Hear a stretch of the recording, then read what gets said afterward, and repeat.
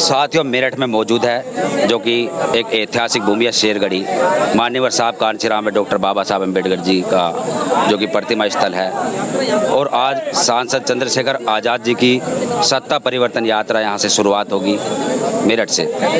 और हमारे साथ है जो कि एडवोकेट राय सिंह बौद्ध जी, जो ग्वालियर की धरती से चलकर आए हैं। और पिछले दिनों जो कि मध्य प्रदेश ग्वालियर में डॉक्टर बाबा साहब अम्बेडकर जी की प्रतिमा को लेकर एक काफ़ी बड़ा विवाद हुआ, देशव्यापी वह मुद्दा रहा, उसमें भी उन्होंने मुखर होकर आवाज़ उठाई थी।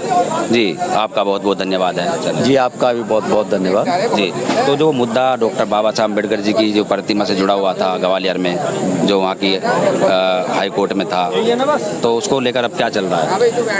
वो अभी तक पेंडिंग है मामला, और जल्द ही बाबा साहब की प्रतिमा ग्वालियर हाई कोर्ट में स्थापित होकर रहेगी।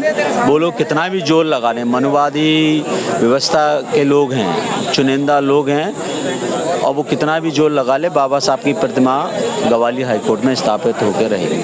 तो जो अनिल मिश्रा की जो गुर्गे है, उसमें दो चार नाम है, जिसमें कि एक है व्यास करके कुछ गोरा वगैरह, वो तो इस यात्रा को भी कह रहे थे कि ये असंवैधानिक है और ये नहीं होगी, लेकिन ये भी यात्रा सफल हो रही है। मतलब उन लोगों की इसमें जो भूमिका, देखो पहले तो बाकी शक्ल अच्छी नहीं है उस आदमी की, वो बात कहाँ से अच्छी करेगा। ये बताइए, धीरेन्द्र शास्त्री ने यात्रा निकाली जी किसके लिए? हिंदू राष्ट्र घोषित के लिए। संविधान में हिंदू राष्ट्र का तो कोई कॉलम नहीं है। नहीं है, बिल्कुल भी नहीं है। गैर संवैधानिक वो थी। ये मनुवादी लोग ये नंगा नाच करे रोड पे, तो वो संवैधानिक है। और अगर यही बहुजन विचारधारा का कोई व्यक्ति संवैधानिक तरीके से अपनी बात उठाए या यात्रा निकाले, तो ये असंवैधानिक बताते हैं। इन लोगों की ये नीच सोच है ये इनकी। और ये कितनी भी ताकत लगा ले, तो कल भी देखो कुछ लोगों ने प्रयास किया, यहाँ की सरकार ने भी प्रयास किया कि वो यात्रा को सफल ना होने दे, तो आदरणीय नेता हमारे चंद्रशेखर आज़ाद जी को डिटेन किया गया।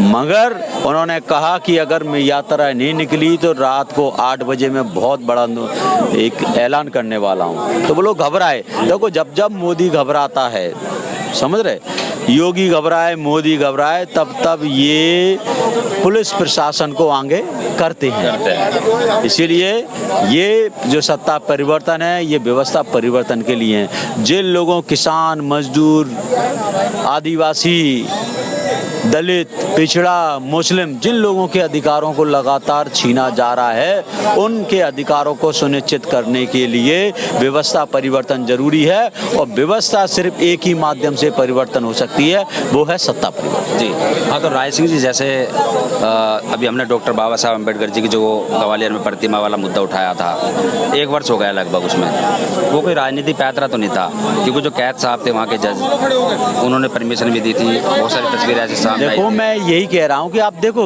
क्या हाल है। मतलब संवैधानिक परमिशन प्रतिमा का देने वाला कौन? भाई chief justice Madhya Pradesh, MP chief justice. तो फिर और पेट में दर्द किसके? जो लोग नहीं चाहते कि बाबा साहब की विचारधारा ग्वालियर हाई कोर्ट में स्थापित हो।